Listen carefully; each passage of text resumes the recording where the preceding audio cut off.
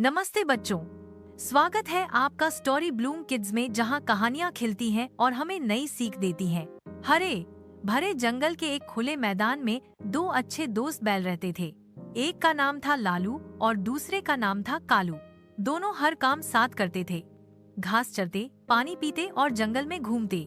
दोनों मिलकर इतने मजबूत थे कि कोई भी जंगली जानवर उन्हें तंग नहीं कर सकता था। उधर जंगल में एक भूखा शेर घूम रहा था।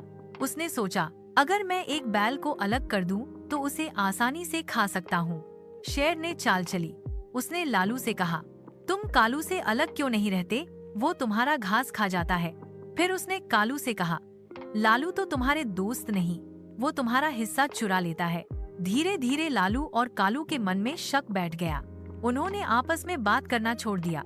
अब वे साथ नहीं रहते थे, न साथ चरते न साथ पानी पीते।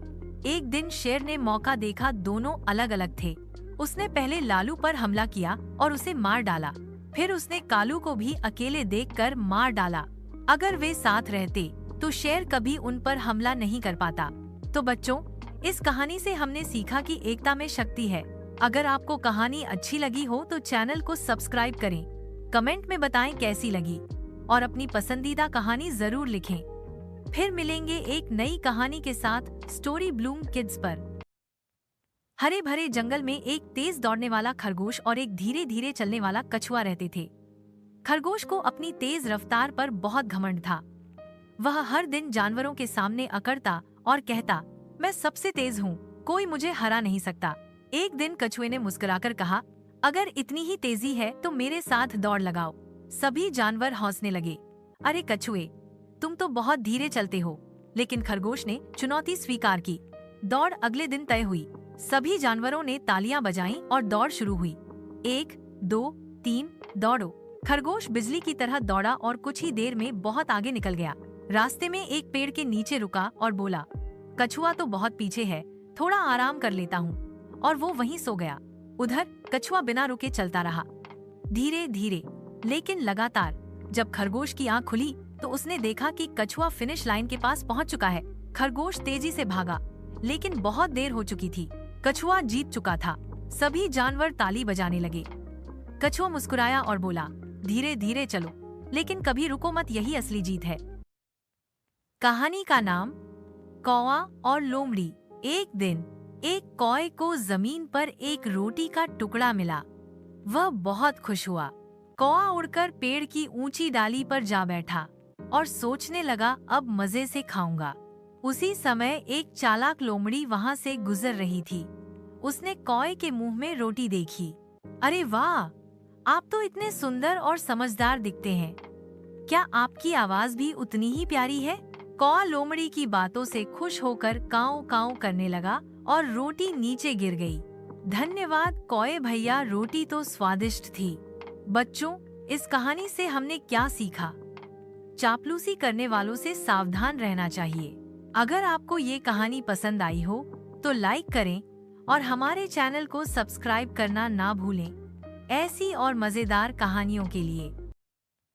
एक बार की बात है, एक बड़ा शेर जंगल में सो रहा था।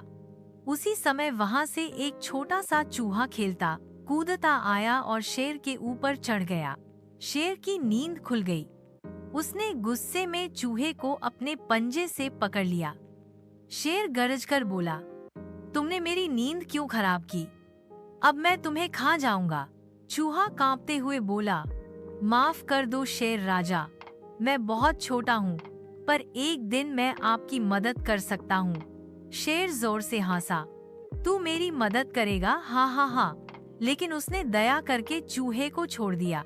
कुछ दिन बाद शेर जंगल में घूम रहा था और एक शिकारी के जाल में फंस गया। वो बहुत जोर जोर से दहाड़ने लगा। चूहा दौड़ता हुआ आया। उसने जाल को अपने दांतों से काटा और शेर को आजाद कर दिया। शेर बोला, धन्यवाद मेरे छोटे दोस्त, आज तुमने सच में मेरी जान बचा ली। चूहा मुस्कुराया, मैंने कहा था ना, मैं भी मदद कर सकता हूँ। इस कहानी से हमने क्या सीखा? कभी भी किसी को छोटा मत समझो, हर किसी की मदद की अहमियत होती है। अगर आपको ये कहानी पसंद आई हो तो लाइक करें और हमारे चैनल को सब्सक्राइब करना ना भूलें ऐसी और मजेदार कहानियों के लिए। कहानी का नाम बंदर और बुद्धिमान कछुआ। बहुत समय पहले की बात है। एक जंगल के किनारे एक नदी बहती थी। उस नदी में एक बुद्धिमान कछुआ रहता था। उसका नाम था टोनी। टोनी शांत, समझदार और सभी जानवरों का मददगार था।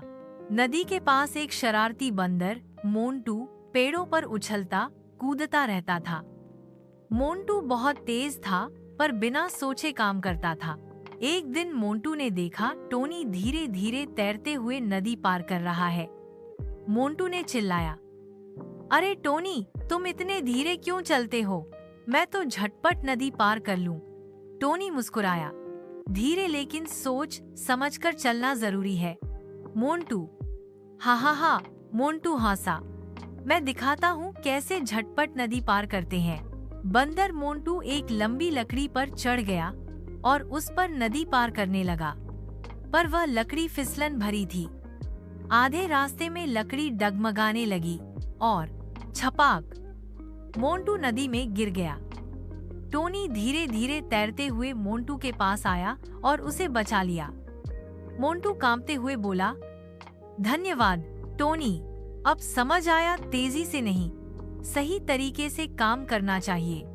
टोनी ने मुस्कुराकर कहा, सीखना सबसे बड़ी समझदारी है मोंटू। इस कहानी से हमने क्या सीखा? बिना सोचे समझे कोई काम नहीं करना चाहिए। धीरे और सोच समझकर चलना जरूरी होता है।